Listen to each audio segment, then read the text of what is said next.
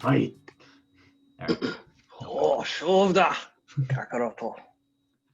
Uh, So I have to apologize. We got disconnected there for technical problems. Such is the COVID life.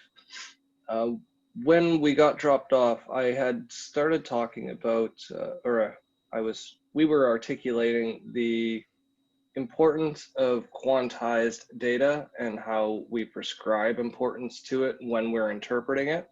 And you had used before we got disconnected, you were in the process of articulating a thought along the lines of, I used to know where the political parties' values lie, like where their interests lie and where they were, I guess lie is a bad word because it's a pun, but you were saying that you used to be able to tell, the lies from the actual policy positions, and now it's become so ambiguous that it's become hard to distinguish the actual party lines. It's not even like I see where everyone's lining up on sides, and this doesn't just go for political stuff. This can go for sports car brands, what's your favorite gym, type of food you like, which restaurants are good in town. It's technology has at once made it easier to find these things out. What is the benefit of buying a car like this over this type of car when they're both sedans or whatever? Or how does this restaurant down the street compare to that other similar restaurant, maybe. But at the same time, you rely on data to tell you these things, such as, what are the reviews of the restaurant? What's this political party doing? What is their vision of the future? Or how does the engine in that car work? But at the same time, you can just go ask the party at their local, place. You can email them. You can go talk to them. You can drive the car. You can go try both restaurants and make a decision for yourself. Go get your own data. But it seems to be that information is not just becoming hard to find, because it isn't hard to find. It's here's what you want to see, and you're seeing this a lot with Google. Here's what, not just what we think you want to see, but based on what we think of you, here's what we think you should see. And it doesn't, unfortunately, it gives you like, oh, okay, this is what I'm seeing, but it doesn't give you a very nuanced view of this. So I guess examples would be typing in racial characteristics into the Google search engine, where you get some odd results based on what you type in, such as like if you type in like white man, you get a bunch of pictures of sketchy white men and a lot of other races mixed in. But when you type in black men into Google, you get a lot of pictures of exactly what you're looking for, attractive, happy black men, which seems a little odd. And this is a example of bias, but it's also an example of, am I getting what I'm wanting when I look up, just banal things like, where's the local bread shop? So I think what I'm getting at is there's an ambiguity to it, and there's a trust that is kind of waning. Whereas before it's like ones and zeros don't lie. It's all garbage in, garbage out, which was true, and it still is true to some extent, but the structures of our digital world now are so complex that we can't see the forest for the trees anymore. And I think digital literacy will help with that a lot, but I think I'm getting us off track, unless you have thoughts. Oh, I have plenty. I'm trying to follow I'm trying to follow your lead on that tangent, just to maybe I can elaborate a little bit better by giving some mirror examples. Mhm. So what I would conjecture the more pernicious aspect of our data society being right now is not so much the intent of finding matching advertisements to consumers. I think that's there and it's an issue, but it's not our biggest issue. What I would suggest is the bigger issue would be when we do go look up, fact check something that we see or read, we always do it on Google. Google Yes. only supplies us with certain scholarly articles, but Google has Google Scholar set up, which is like this big, inexhaustible resource of scholarly articles. But those are also only going to be displaying by popularity, citation, and relevance to the search criteria that you entered. But there, so part of the element of trust that you were saying, I think, is implied that, you know, the search engine we're using or the algorithm we're using is impartial, and that's just flat out not true. No. We assume that because it was once true or because we'd like it to be true, that that's the fact. But it's That or certainly not the case that if you look up archival studies, that because you're near me and because they have data that we talk to each other, that yours will show up. It won't, no. because they're more interested in giving me something that they want me to find applicable than they are in giving me something that I'm actually looking for. Yeah, and So if you that, find stuff that if it's constantly giving you stuff that you like, then you're not going to question it because it's like Google's going to give you what you want, and then if you're like, oh yeah, yes, and it's gonna, you're not and going to that's think that about it. confirmation bias that you were talking about too. So it Yeah. goes into the other that. So that's one example I wanted to use to sort of tie into what you were saying. But another one I might use, like I would conjecture that even overall choosing a source, like which study that you choose to base your policy or decision on, or your political platform, that in and of itself is its own data point. So if I wanted a set of data that say, well, where's this economic policy founded? They're going to have OECD studies, they're going to have economist studies, they're going to maybe cite a couple books that were published by reputable economists, Federal Reserve minutes and meetings. They might reference those for the trajectory of of where like central banks are guiding and trying to steer. They call it forward guidance, but it's really just telling rich people how to invest safely. It doesn't help anybody other than billionaires to give forward guidance on economic policy for the country that nobody else is reading, right? How Mm. many people are opening the Wall Street Journal and getting quotes of the FOMC meeting minutes? Like nobody. But traders, like people who day trade like I did, they read that stuff the minute it comes out and they want to be the first to interpret it accurately.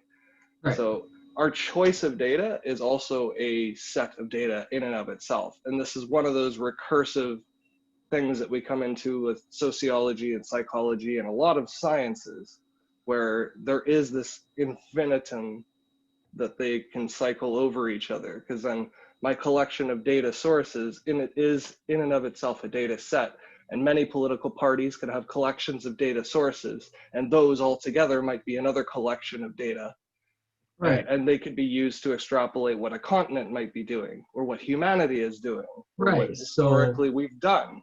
if you are, say, someone who has a massive server space and a connection to thousands of email accounts and which are all connected to other things, so Facebook, Gmail, and Google, they're all connected. You can sign into things with your Google account now, and you can, Mm-hmm. instead of going out and getting a poll, which is inherently, like we talked, it's unreliable at best and a nuisance mostly. You can just put all the data you already have together, and if you are savvy with it, you can form a reasonable picture of what everyone's doing because you have, you know, 200 million different accounts and this and that, and you can sort through it and put it together and compile it all into, well, who's going to win the next election based on what we see. Who's going to, if we put this bill forward, who's going to go? Or then, someone like, I don't know, some company comes out and says, if I put this movie out, say, during this season, does your data show how much I can be projected to, how many people will conform to go to see it?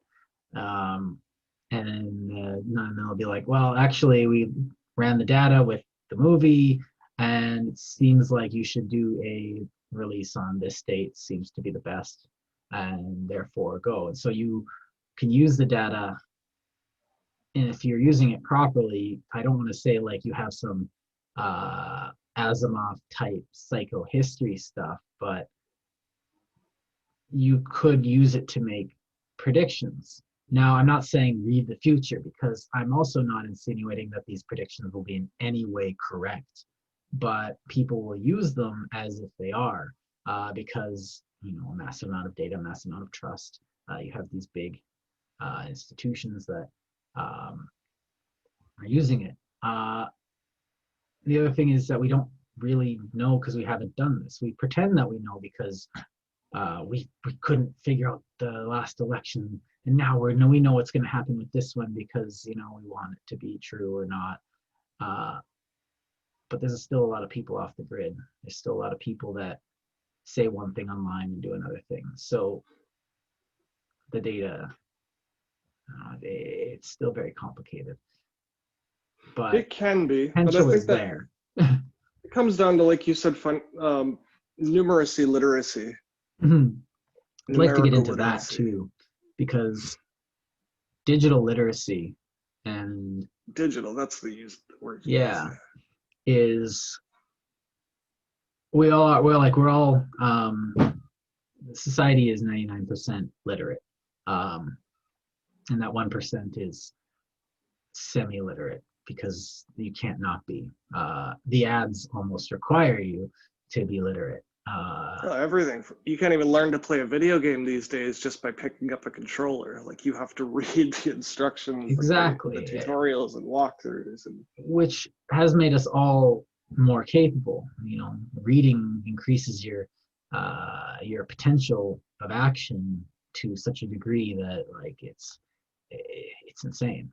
But I don't think that we've taken the use of data into account, because the use of data does for society what reading and the printing press and literacy did for the feudal society. And we're on the cusp, but just as they were, but it's a lot more complicated than putting down sounds into characters and then regurgitating those sounds in your head. Because reading it's almost primitive based compared to what we are creating right now, which is understandable. It's not some mystical magic, and that's, I think, where we kind of started this, is that a lot of people consider this, these ones and zeros, to be magic. But if you start, and I taught a class recently to a young man who the history of computing, and one of the things I started with was a transistor. Here's how you create a 1. Here's how you create a 0. And then you can put the zeros and ones together like this. And here's how you turn a 1 and a 0 into this sentence. And here's how you turn this sentence, into a function and display it. And it's basic, but it's almost the same as showing someone how a printing press makes a book. I think I'm reaching, though. What do you think? I would, but only because my professional focus and use of data has been for so long finding archetypes and structure to it that it's hard for me to see it from neutral eyes ever again. Like Yeah. once I started programming and processing data as a science and form of study and hobby, pastime, interest, whatever, it changes the way you see them, because you realize that every data is created at some point, you know, and there's no infidelity to it. That point is created exactly as it was told to be created, in Yeah. exactly the way that the laws of physics allow it to be created. So sometimes that means the data get corrupted when they're saved because a hard drive is imperfect. But that's what checksums and parity bits and stuff like that are for. They, you know, they keep it useful even when its integrity isn't absolutely pristine as we'd like it to be. But where I think most people deviate from my point of view is they will see collections of data as immutable points of reference that are just, they're perfect, and they're not. They're always collected with the collector's bias. Whoever wrote the script either said, well, it'll be way too much processing power for absolutely no benefit to get raw waveforms of audio rather than just compressed MP3, because you can still make out the words, you can still hear who says, you can still differentiate voices between two people. It's totally irrelevant to have a lossless format for audio, except if you're a historian doing music, or you're transcoding vinyl records, or you know, you're engineering and producing movies or commercials or television. Or working with sonic, you're doing sonic wave studies or something.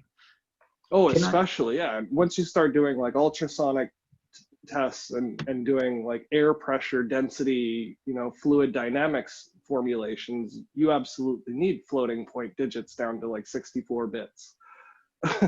Can we? Can I ask you about bias? Because a lot of uh, it's a it's kind of a buzzword in university faculties in the last 10 years. Everyone likes to say, "Oh, it's just bias," and you can use it for a lot of things. To dismiss something, you can use it um, to say, "Oh, this has bias," or so. But a lot of the very few people I find get and are able to explain the bias. So we talked a bit about it before, but wouldn't mind if you could maybe try to define how Yeah, this for bias sure. manifests. Because you can say, because a lot of people are saying, you know, things like uh, computers are racist, or computers are sexist, or computers are thisist, or whatever ist. But Hmm. uh, you have this idea of implicit bias, but I feel like it's a lot more Oh yeah, nuanced there's than way. that. And I feel like that's almost an overly simplistic, like such a simplistic view of, you know, coding to be absolutely irrelevant, because the bias that a coder might have would have nothing to do with those things. It would have more to do with what they know about how computer works. So could you go into that a bit, maybe? Yeah, yeah. We talked a bit about it already before, even without saying as much, when we were talking about the polls and referencing people with cell phones and with landline connections. That's a Right. bias. So attributing a statistical reference from a sample that is implicitly biased, meaning that it only deals with people with landlines or only deals with people with cell phones, or it double dips on people who have both landlines and cell phones. Um, that's a good example of bias that's off, like overlooked. And the reason to it is because it's like all of, you know, human thinking.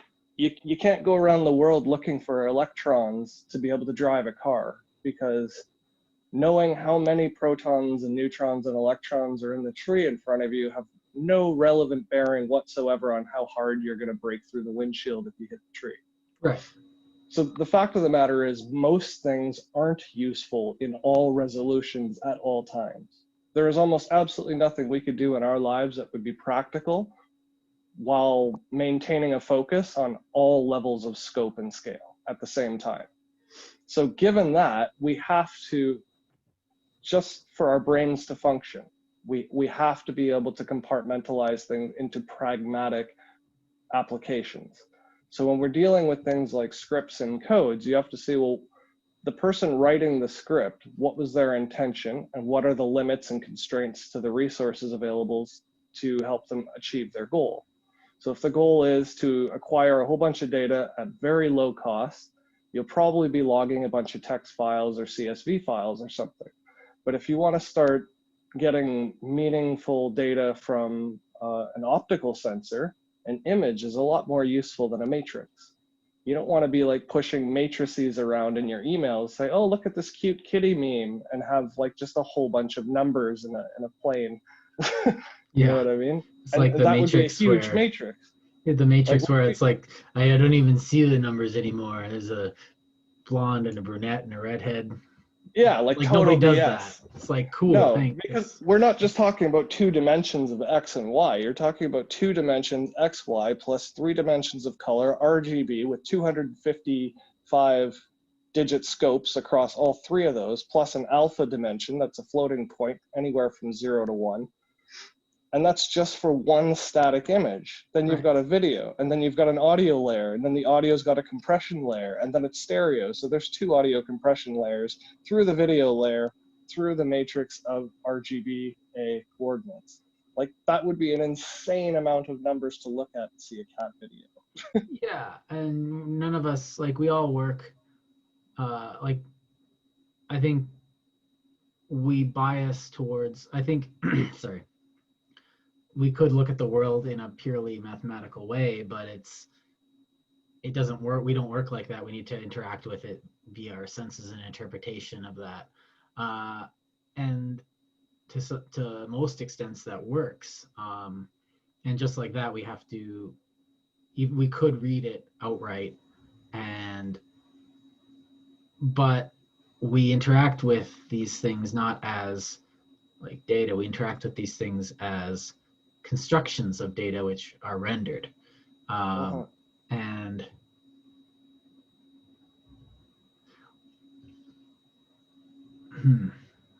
So I think the most dangerous aspect of data as they're being compiled by people is that we forget that people are compiling imperfect sets of data. Right. So the data themselves are perfect in they were curated and developed the way we told the computer to acquire them. But they're imperfect in the sense that we didn't say, there's almost no case we're actually mapping out every proton and electron in physical space to define an object. Yeah. And likewise, there's almost no case where we're going to use math to describe the meaning of words. Right, because it's easier to just say we can chair. do it with machine. Yeah, we can do it with machine learning, but the computer doesn't actually know the value of a car. It just relates the value car to a whole bunch of other things you've told it are related already in the training data. Mm-hmm. So what it's actually doing is relating numbers and showing us a word based on numbers. That's not the same thing as actually understanding that a car could be either a Hyundai or a Toyota or a Ford, like, because in speech, usually it's not relevant what model the car was if you're talking about, I got a ride to work today. It doesn't matter what model car drove you to work. I drove my car. You know, if you've got 3 cars and somebody asks you specifically, which car did you drive to work today? Then you'll go into that finer granular resolution and pull out a corpuscle of data that's relevant to them. A make, model, year, color, size, you know, how many wheels the vehicle had. Oh, so hold on a second. Bias, yeah. Okay. My wife's so the word bias is often used for like what people inject into data or an interpretation, but actual bias really refers to anything that's just, yeah. Oh, sorry, I thought you were done. No, it's okay. So yeah, sorry, this is an important sentence. Could you? Yeah, so a lot of people consider bias itself as being something that personalities inject into things by being fallible humans and not thinking it through thoroughly enough or something, but that's not the case. Bias is also just a factor of our trying to grasp nature when nature is so big you'd need a computer bigger than the universe to process it.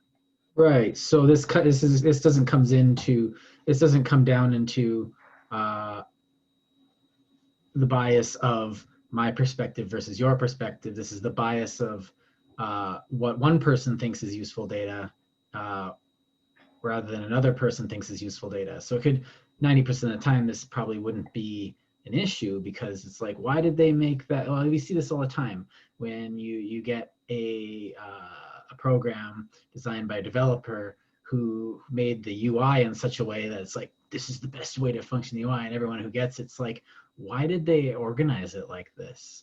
Because it doesn't actually work. It works for them, or like it works for them, but it doesn't work for most of humanity, because they're like, oh, this is the best way.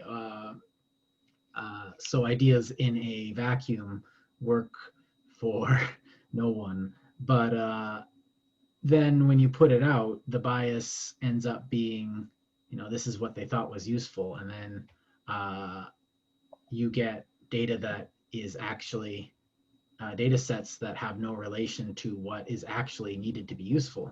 Because, Google thought you needed to see everything about Trump all the time. And it's like, I don't care what Trump says at his speeches. I don't care, but because Google thinks that's useful data, I get a bias towards, Trump politics or something. And but then at the same time, how does this translate into what the individual should do when encountering, these implied usefulnesses of implied use of data? Well, there's some tricks you can do, like just brain hacks, basically, life hacks. And you probably came across this in your critical thinking studies. But anytime somebody presents you with information, just ask yourself, what did they miss?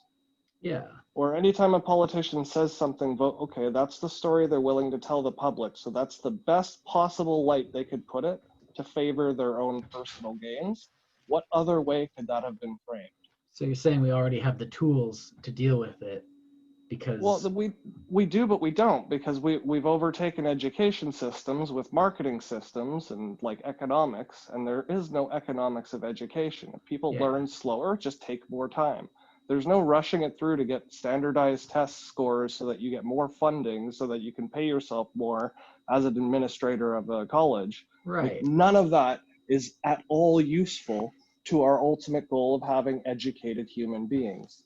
Yeah, I have a So when people forget their major priority of an educational facility is to facilitate education.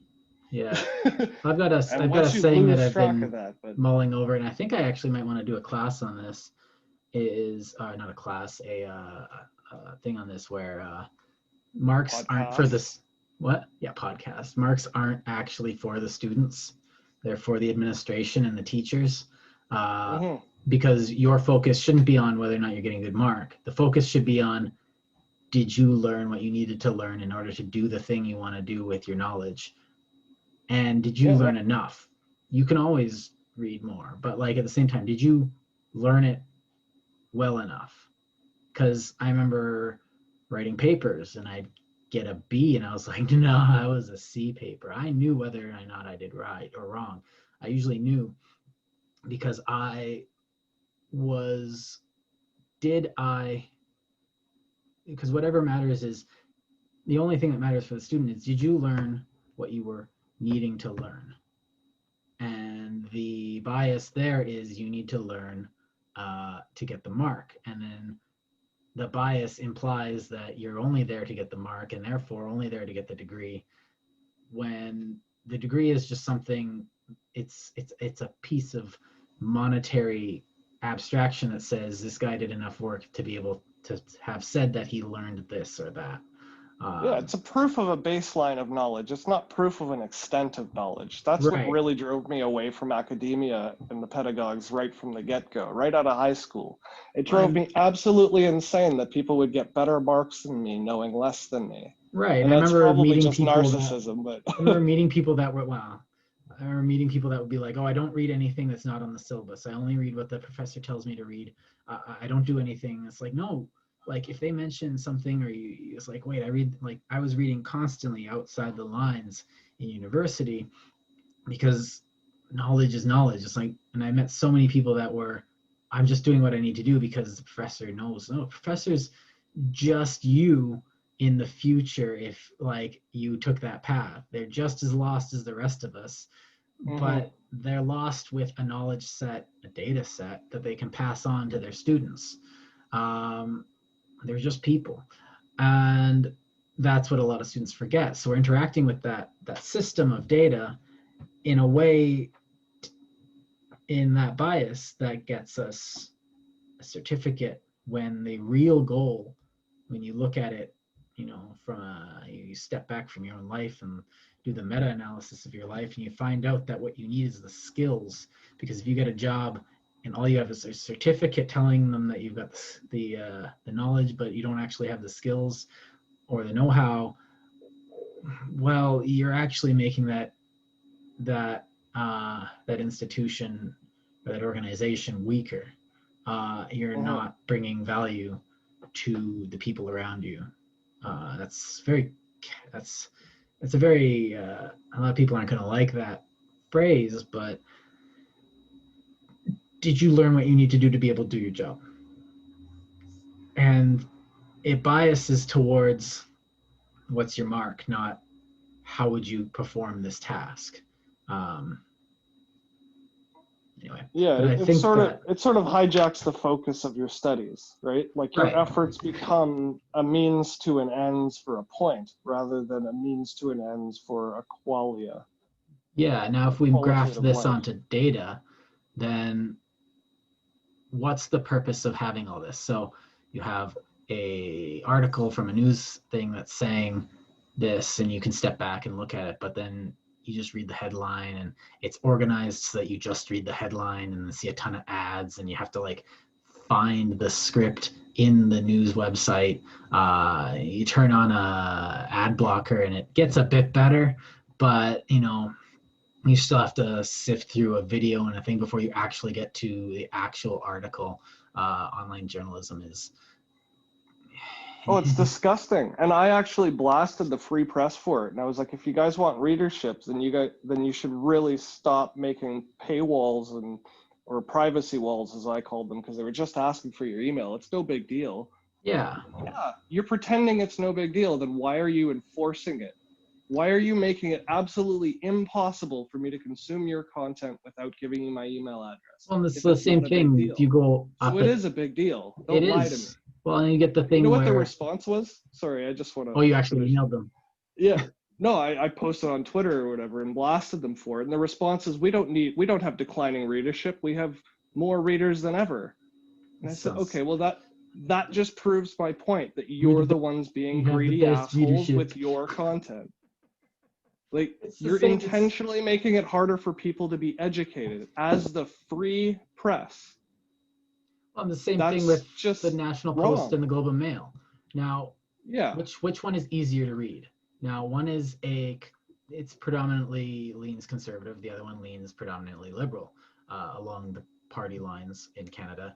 But if you go and try and read a National Post article, you can go and read a National Post article, and the script is right there. But if you go and try and read a Globe and Mail article, which I often do want to read a Globe and Mail article, there you can read the first 3 lines or something, and then it's like, please sign up for this, blah, blah, blah, blah. And I'm like, no. Other people, other institutions in the same, using the same medium, seem to have found a way to get their words out to the people without instituting a paywall, which means that the liberal party press, that side of the political spectrum in Canada, has their words behind a paywall. And that means that the bias in Canadian journalism is going to lean towards the National Post because it's more accessible. And this is this is the same bias that was before. You print more books, there's going to be more books out there for people to read. You make it easier, but it's the same. That's how the digital world works. If you make it hard to get your movie, people are going to pirate it. if you like, it's like HBO. No one's going to buy HBO. Sorry, HBO. No one does. But we all pirated Game of Thrones. Like, tough. I don't care. But I think there's a motivation there, right? Where there's not as much motivation. Oh, I really want a table full of data. Like, nobody's going to go out of their way to pirate the free press's paywalled. Right, exactly. Like, articles. People wanted to watch Globe and Mail. They would go through a hoop or two. Like, we pay for certain services, like streaming services, because it's more digitally, it is more efficient to bring it to us in that manner. It's more efficient to pay for it than to pirate those things, because of the nature of service. Now, those companies that have survived like that have looked at their digital they've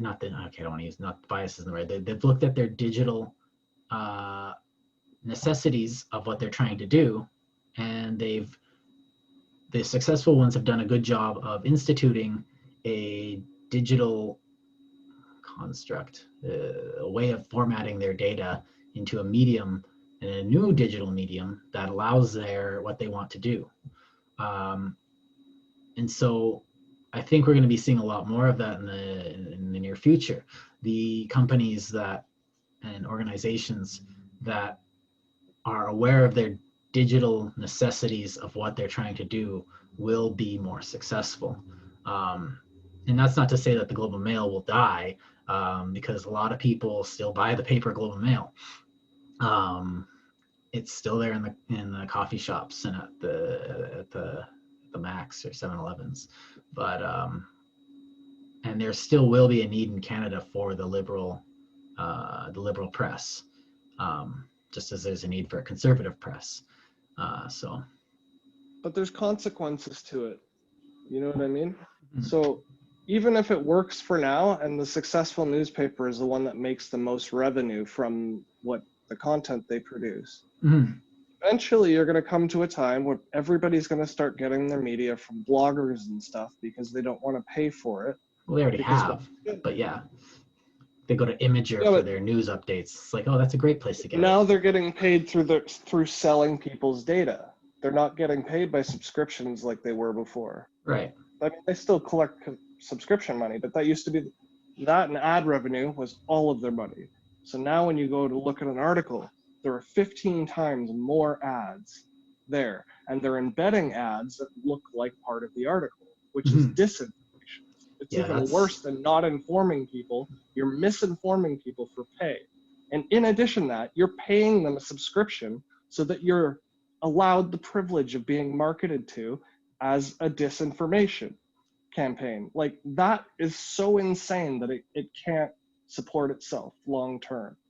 You're going to have a whole generation of people that say, why would I even read this if I can watch a YouTube article or video with a YouTuber who's actually thought about what they're writing down? Right, and that's what a lot of people are doing. They're moving away from the old mediums, and actual journalists are saying, okay, I'm just going to do journalism on my own and self-publish on YouTube or BitChute or whatever. And then you've got no oversight of the work they're doing. So now people are going to believe anybody who sounds confident. Right. Not just because the paper actually vetted them for being quality journalists. But they just have a lot of subscribers, and that's what the algorithm feeds, and it's a recursive loop. You get more subscribers, the more views you get. You get more views, the more subscribers you get. Right. So you could just keep publishing content without any oversight, and you could be influencing people across the entire country. Meanwhile, the media giants who should be doing this job for us, that's why we protected them under the Charter of Human Rights, the freedom of the press. Like, the reason we did that was to make sure that access to accurate information that was overlooked by professionals was available, because that's good for all of society. Right. Not having that is detrimental to an entire generation, if not more, of future people. Well, it's Like coming down to human the beings' individual. lives come down to this. Well, it's coming down to the individual to need to be discriminating, which means we need to fund education. Just straight Critical up. thinking. Like we need to applaud people for critical thinking. We should pat them on the back, not just for being activists or outspoken, but for having a quality outspoken opinion. Right. And even more than just critical thinking, because anybody can be a critic and anyone can be critical of something. I don't like that. Why? Because it's stupid. Oh, wow, very nuanced. But he's proper. I wouldn't call that thinking or critical. But that comes down to, there's always going to be, charlatan reporting, but I think, what I think it comes down to that is that you need the individuals to become more, and that comes down to also, we need to also treat the public as if they're not children. Here's your spoonful of information today. Okay, let's see. On this side, I'm gonna tell. Here you go, Orange Man bad. Okay, here you go. They're gonna take your guns. It's like, oh, jeez, could you both? So this is where I'd like to hear your opinion on the subject, because as an educator yourself, I'd like to know what your input is. How do you teach someone to be thoughtful and pensive and ruminating?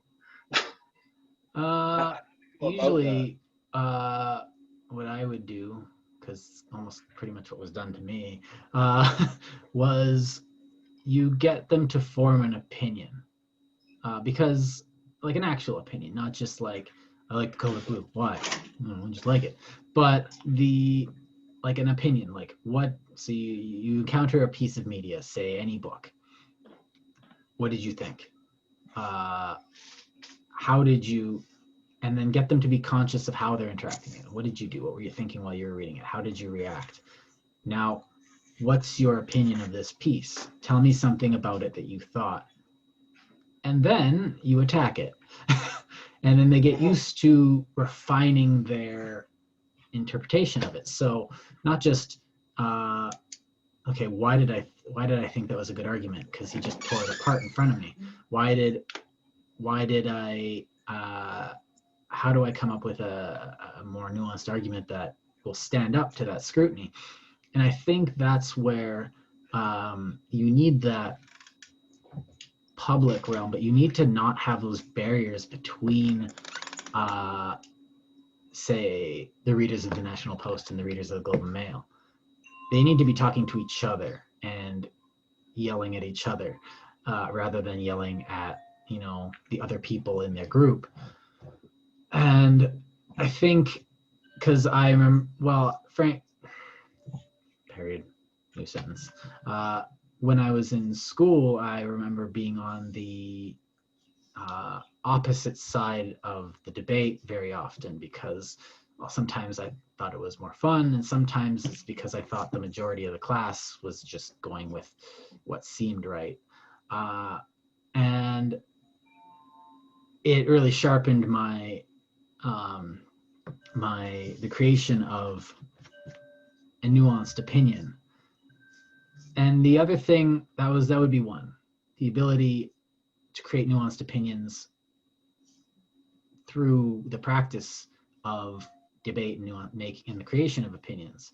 Now, the other thing is... Can I just ask you quickly on that? Is that sort of like galvanizing what you're taking in as just knowledge? Yeah, because this is a skill. Like, you can't just... You have to develop the skill. Dang it, what was that other thing? I had a second point that was really important.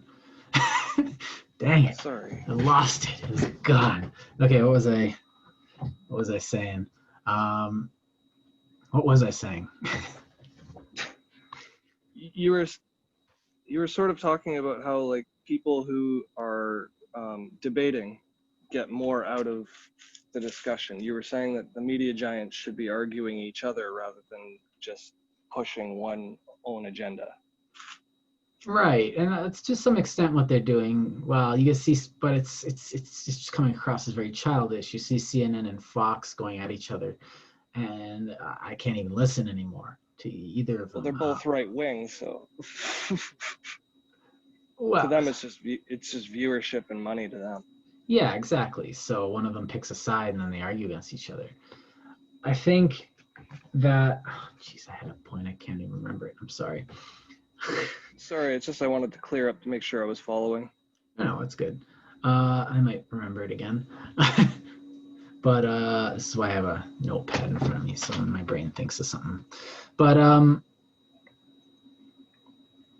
oh yeah, that was it. Sorry.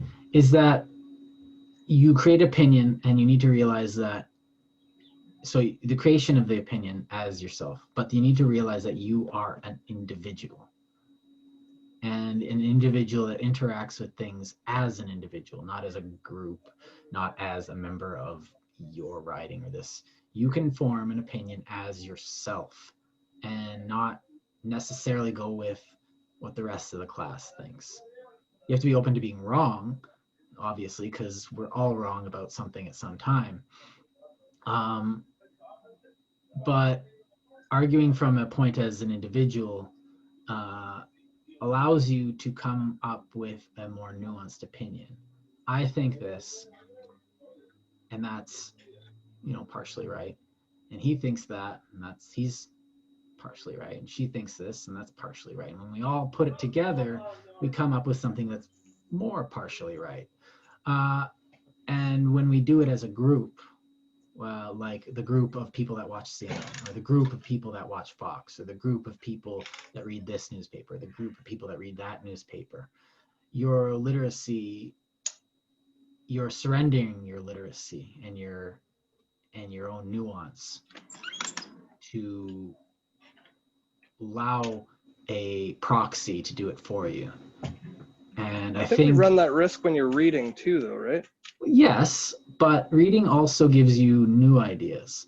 So, I can have an opinion, and you can't get anything from nothing. You need, if you want to build a sculpture, you need clay, and books provide that data. We're going to bring it back. The clay that is data. You need to, the more of this you read, and the more varied you read, the more data you work with, and the better structure you can build. Because an idea is a set of data constructed in a certain way that allows us to work with other ideas and sets of data. So the more sets of data, really good way of putting it. Thanks. So the more sets of data you have, the more varied of a construction you can come up with,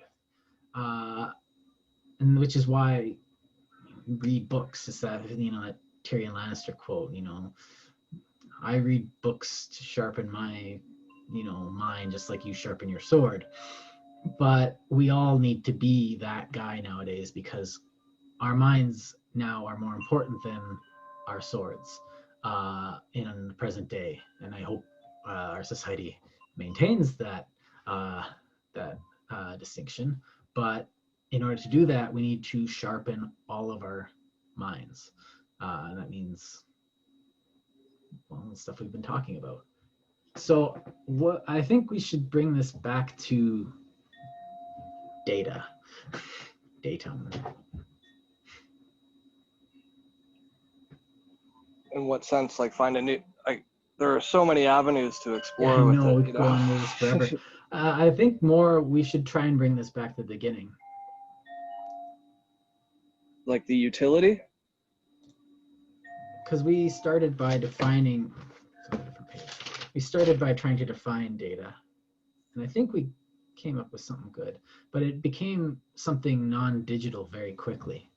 Well, data isn't inherently digital. It's all points of information. I think that's a distinction. I remember my professor, Greg Bach, had us imbibe the fact that ones and zeros aren't abstract. They are real physical things. They're just really small, and we can't see them, and they're in a box, and they're represented as something else on a screen. And they're just another point of data. I guess I'm just ham-handedly trying to throw the ball back into your court. Oh, well, I could play both sides of that argument. I mean, the one side is, yeah, data are finite points, and how we interpret them is the information that we derive from them, because they are in and of themselves pure and simple. But when we neglect the application of them, or when we don't acknowledge the constraints, like explicitly, every study should have constraints to the study, and the methodology is a huge part of every research paper, right? Yeah. What's your p-value? Yeah. Or like your sigma, 5 sigma certainty, and it's all about probabilities, and that comes down to the fundamental nature of like physics. Everything is expressed in probabilities when you break it down far enough, because there is no neuron that fires a thought. There is no electron that goes from one neuron to another neuron and say that's a memory. There are chemical responses and there are neurological responses to stimuli, but they are not in and of themselves intrinsically the datum. It's always going to be an interpretation or a collection or a methodology issue or a sample size issue, or even our math could be wrong. It could be a calculation issue. So for your professor, and again, I'm not saying that he's wrong, because it's probably a mischaracterization on my part, just based on scope and context of his field of study, which is completely fine and accurate and valid. My perspective as a market analyst and forecaster or a programmer would be just fundamentally different based on my use of data. Yeah. So as another example to that would be, if knowledge were somehow pure and simply possible to be known, and this goes back to like Plato and Socrates and Aristotle and stuff, but if it were possible to have a piece of data that is actually known, like your height changes based on when you wake up and when you measure.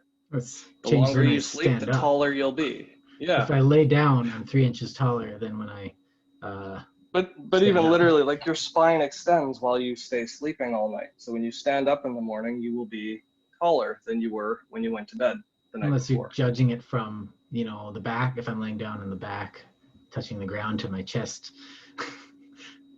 No, anything, because the compression, the vertical compression of being upright over the day will squeeze your discs together, and you will be physically shorter, no matter how straight you try to stand up.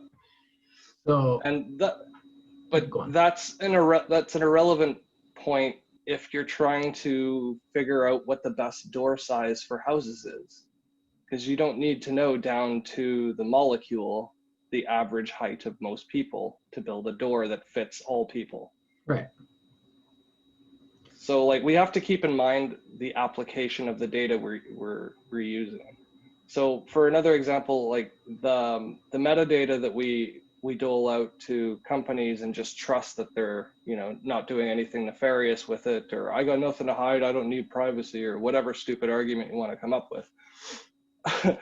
The fact of the matter is, somebody is taking resources out of the economy, resources that would otherwise be allocated to things like education and infrastructure and food supply chains and healthcare. All of these super important things, we're siphoning money out of a finite resource economy to feed people who are actively not only not contributing to society's well-being, but they're actively disinforming a society and making the whole structure of our organized system fail. And that's why it should be a problem. It's not necessarily a problem that we have differing ideas on the same data and that we want to talk about it and find out what's true, what's not true. What's really problematic is that we're not teaching people how to think. Right. And so, because again, the medium is the message, we're saying because we're interacting with this medium and it's being given to us, and because we're not puking it up going, this is garbage data, we are being fed more of it because we're not thinking about what we're eating. And so the medium isn't changing. or it's not. Yeah, or go back to your other example of buying things, right? With the Mhm. review system, reviews are super handy until somebody hires 20 kids to sit there and generate a whole bunch of accounts and make fake reviews. Yeah, well, Then we've not become only is it literate. not helpful, it's lying. Like it's making people do things that they think is based on accurate information and their own research and knowledge when it's not. Right, and like something with only 5-star reviews is usually just as dubious as something with, a couple 1-star reviews. Right. So with that knowledge, I might start generating fake reviews that are 4.5 stars. Yeah, You know what I mean? I can use that data that you just presented me on the data that I'm presenting you to then present you with other data. It's a recursive problem that we have to look at and pay attention to and focus on, because it will only get worse exponentially. It will only get monumentally bigger as a problem the right. longer we don't deal with it and look at it in the face. What kind of scenarios long term do you see this resulting in? So we don't deal with this. Worst case scenario, 20 years from now, 40 years from now, what do you see? Lots of war, lots of famine. You'll have full generations of people who don't know how to function productively, and all of them are going to be out to seek their own personal gain without productive contribution. So gone will be the days of heralding somebody for being a farmer because it's an artisan, respectable field or trade or carpentry or whatever. We'll start plumbers. We've already started plumbers and carpenters. I can't Yeah. respect these people enough because it's window guys, it's flooring guys, like it doesn't matter, like productive. But in the 80s and 90s, we started thinking that, well, bankers make tons of money, so being a banker means that you're good, or that you're, it was like a respectable trade, like a doctor. It's nowhere near being a doctor. Trading fractions of pennies on currency markets is not worth more than a doctor. You should never get paid more money to move around like futures contracts when the farmer themselves is getting subsidies from the government to produce the commodity that you're selling futures contracts of. Right. That's insane. So to bring this back, how does this overemphasis on what the curators of our data, how does that result in famine and war? Because we can automate, like farmers have become more and more technologically savvy, and now one farmer creates more yield than 50 years ago with less work. But there are still things that will lead us that we do rely on. So how is this going to create? So how do I say this? I think I know what you're asking. Yeah, just go ahead then. Okay, sorry. Just assume please. A perfect example would be Monsanto. So Monsanto is patenting genes of crops and then suing farmers for beans cross-pollinating from another crop from the farmer.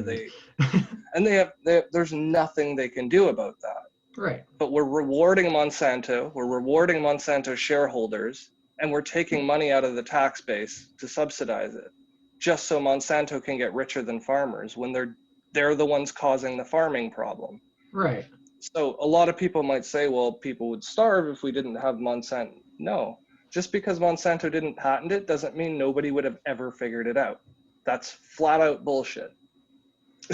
Yeah. Allowing companies like Pfizer and Johnson & Johnson or the Sackler families that created the opioid crisis, all that persisted because they manipulated data. The smoking thing, like they spent decades telling people smoking didn't harm them. That was flat out bullshit, and it killed people. Well, if you read a lot of old literature, even from like the 20s and the late 19th century, I've found instances of people being like, oh, I don't smoke. It's I can't think of the thing, but like, oh, I don't smoke. It's bad for you. It's like, yeah. And it's just like, wait. This is a very old piece of literature, and they're already bringing this up. The same thing can be said for things like cannabis use. I believe it was you that introduced me to the studies in the 30s, which were really just geared with nonsense towards making this illegal because they thought it would solve a problem, which didn't exist and made things worse. Or the idea of the war on drugs in itself, which creates, yeah, which is a quagmire in itself and doesn't serve to, it doesn't make anything better. But we're told, because of the data headline says war on drugs, drugs bad, and therefore we're going to have to go to war with it because war is destructive of something bad and therefore good. So we have this simple logic, and it doesn't matter if it's good, but we're not looking at whether or not the resulting data. We're only looking at the what do you call that? The justification data. We're not looking at the resulting data, and the resulting data, it doesn't look promising. But we're not changing our stance on it. We're not looking at things. We're looking at the data is coming. I think what you're saying is the data is going to come at us based on what is wanted to be shown to us, and therefore a lot of misunderstandings will lead to results that aren't correlated with the reasoning, and therefore we're going to be digging our own hole. Is that kind of what you're getting at? Sort of, but what I was getting at was more the harm caused by. You good?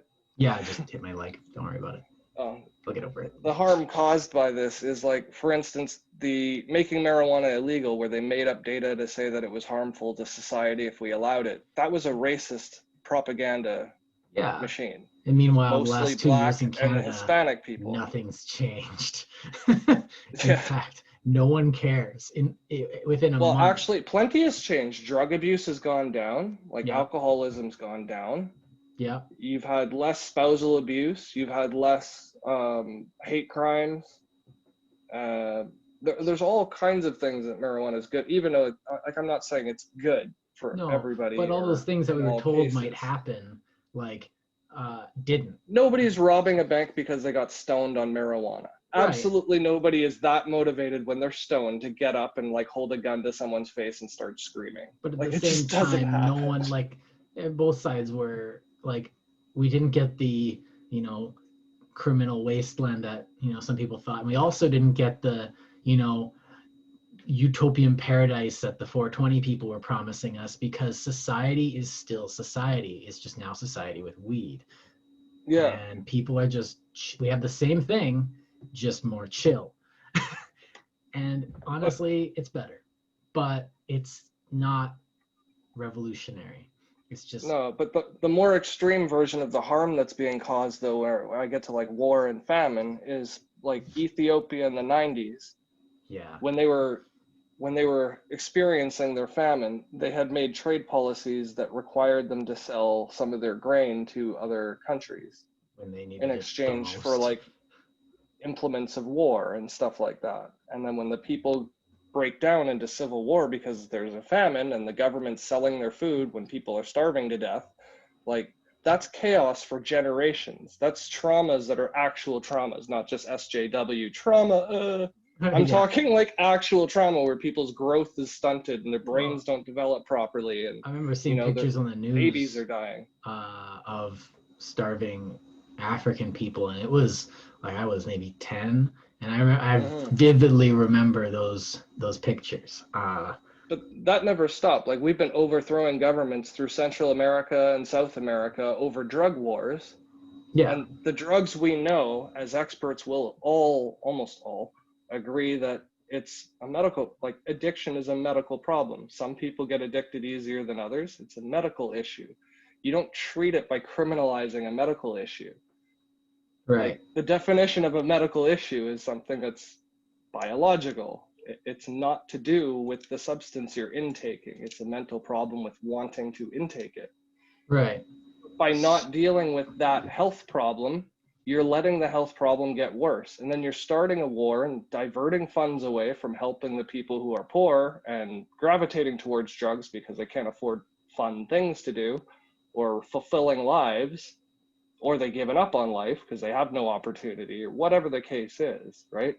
Mhm. You're funding overthrowing other stable democracies in the name of drugs so that you can confiscate their oil or their diamond mine or their gold or whatever, right? So they're using it specifically to engineer threats that don't exist, like the caravan of migrants. Like, Yeah. you're the ones that overthrew Venezuela's democracy. I Why think are you blocking refugees from Venezuela from coming into your country seeking asylum? Like, or the that's data retarded. says that there's WMDs in the desert, that kind of thing. Yeah. But now, kind of to round this out, that was worst case scenario. In the future, we continue doing what we were doing. Well, we're always going to be human, but what would you say a best case scenario would be? It went the A best case scenario would be that we develop systems that we rely on, and then we argue about the systems to make the systems better with tribunals and committees and forums or whatever. But it shouldn't be open to interpretation whether or not raising or lowering the overnight lending rate at the central bank is going to trickle down. Like, we shouldn't just be able to say things that are verifiably inaccurate. We should all object to it. Flat out. We should just not want any leadership involved who don't know how to read.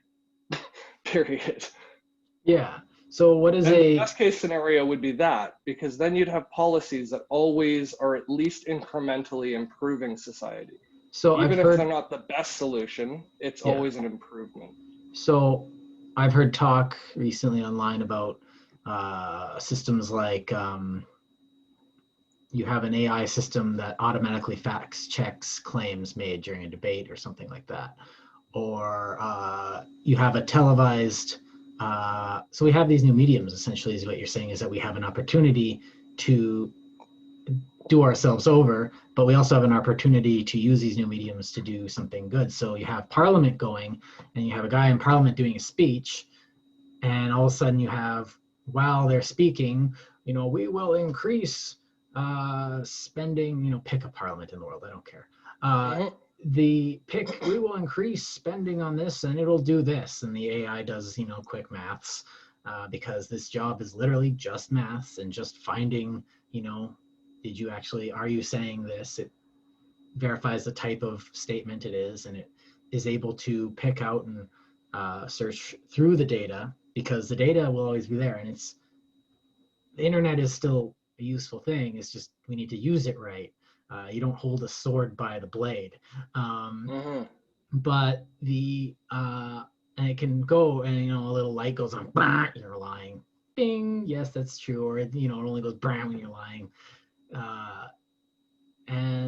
Or it displays multiple, so you're watching CPAC on one screen, or like we have the dual screens here, and then you see the CPAC broadcast on one, and the other one you have, they're making a claim about this, and at the same time you have various articles coming up and data points coming up that they're talking about. So instead of just saying things, you say things while the data is right there in front of you. So they're talking about unemployment, and not the published numbers, but the actual found numbers of unemployment are right there while they're talking about it. So they can't say unemployment's down, but then everyone looks over at the graph, from like collected data, and they can see that, oh wait, it's not down, or it hasn't moved. What are you talking about?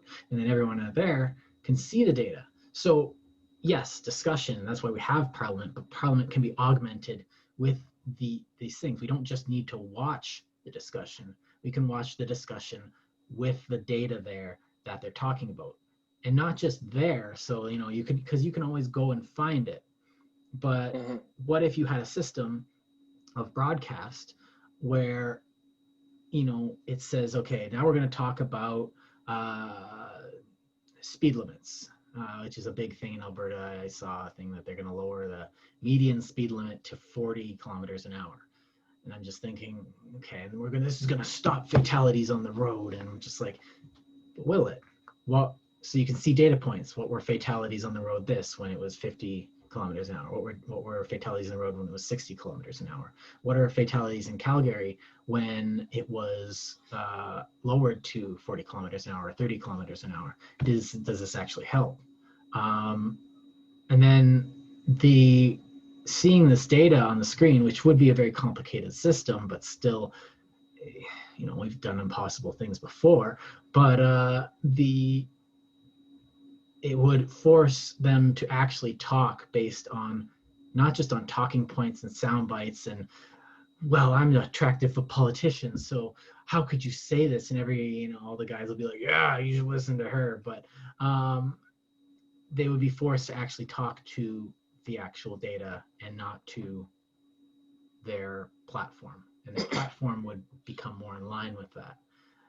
Now, that brings up the question, who watches the watchers? And I think you mentioned that you have a system that would be outside of that. So you need and then we come back Well, to we have proven systems like that already, though. We just need to format them similarly. Linux. Linux, yes, okay, yeah. Since 1985, Microsoft and Apple have been engaged in antitrust up the yin-yang the entire time. Yeah. Anti-competitive, monopolistic behavior, for-profit seeking. And it makes Windows exclusionary. 10 worse. Yeah, now they're all based on Linux, even though Linux is still open source and always has been. Mm-hmm. And for the longest time, they said, oh, Linux will never compete with Microsoft and Apple. It'll never be because they have way more But the thing is about humans is a lot of people will do shit for free. Yeah, I've noticed that because too. They believe in it. When they believe in something. Look at pirating. But at the same, okay, you mentioned open source, and I think this is important because you nailed it. I think there is.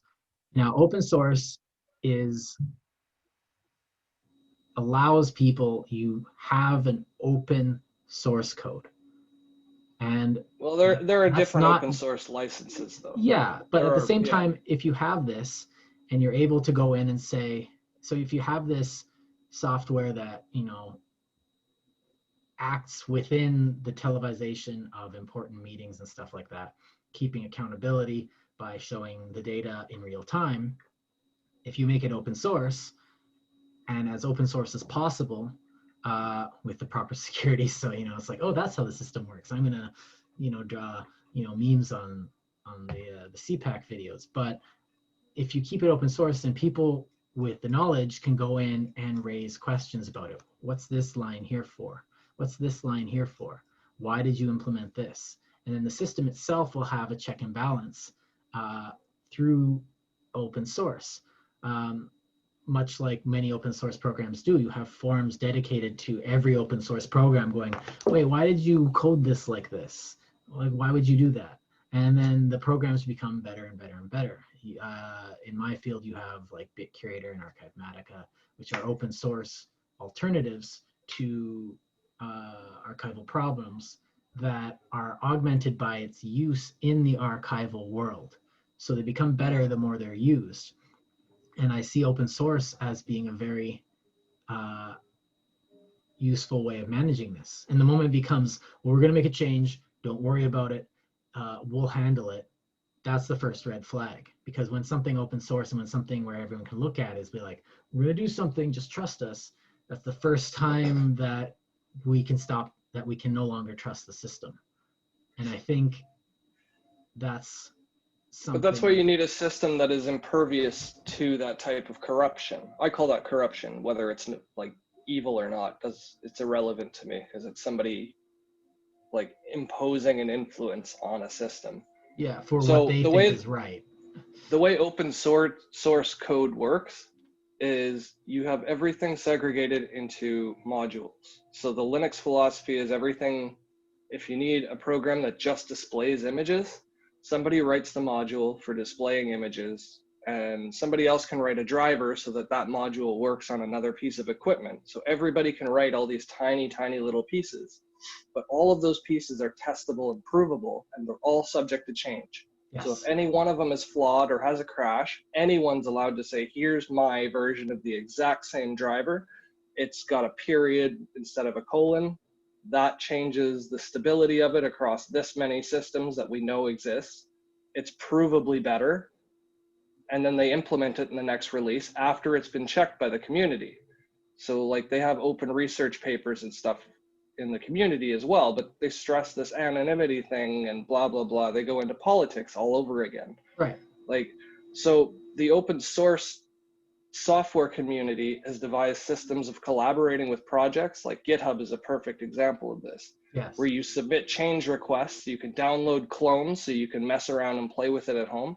But if government used models that were based on this, people could say, your methodology is flawed.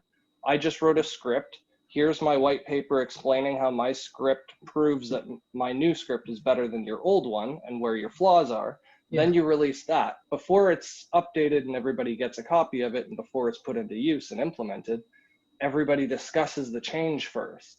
And then you're discussing material changes to a policy rather than discussing who said the policy and what you hope their goals will be, or what you hope their legibility will be. Right. It's almost like the Wikipedia model where you can't just make a change anymore. It has to be vetted. And things can get flagged. And then there's in every page, there's a little talk tab at the top that shows you the discussion based on what's happening in the page. And sometimes this link is broken, but sometimes it's, there's an error here. I've actually gone into the talk tabs and said, this doesn't actually have a proper citation. Please be wary of this. And I don't know if it's been changed. I have to check it, but I think this is actually, seems doable. And well, it absolutely is. Like, we've proven it's doable by having Microsoft and Apple both finally start using Linux kernel. Mm-hmm. And it didn't take them as long as Apple and Microsoft did to make a program as good as Linux is, because they never have. So I think the information's out there. Like, YouTube is for now, it's a good example. I mean, Google still does a lot with the algorithms and, favoring advertisers and certain channels and demonetizing people. But put all that aside, you've got MIT and Harvard and UC Berkeley, UCLA, Stanford. They're all producing free courseware that anyone can just watch hours and hours and hours worth of course lectures by the best teachers in the world. That's Sapolsky. That to me shout out to that. Yeah. Yeah, he's got a bunch on YouTube. Anyway. Like, he did some debates and stuff too. But yeah, I think what we should be doing, though, like academically, to fix our political problems and our sociology problems, is focusing on scientific methodologies. Mm-hmm. Because scientific methodologies, once they're clean, then you've scrubbed out corruption and all that excess resources that get funneled to the wrong people. And I'm not saying people shouldn't get rich. There's nothing stopping somebody from, creating something of value and making money from it. Yeah. But when you're giving exclusive rights to certain people, like insulin manufacturers, and then you're excluding people from health insurance to pay for it, you've got price fixing and subsidies. Where's the benefit to society? Like, we don't benefit when our neighbors are starving to death, because that turns them into criminals, or, they're desperate people. That's what desperate people do. They fight wars, they cause violence. So we're causing problems by trying to acquire for ourselves to secure our own families and our own well-being and our own standards of living, while we're ignoring the fact that the greatest threat to our standard of living is our greedy acquisition. That's the reason we need to acquire more, is because we're making it so hard for people to have basic things that we have to hoard everything ourselves now, which makes the problem worse.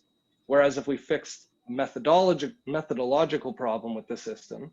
Not to say that money doesn't work, but when we stop giving like capital gains incentives to people who don't need to work, like they should be taxed even more than workers, not less.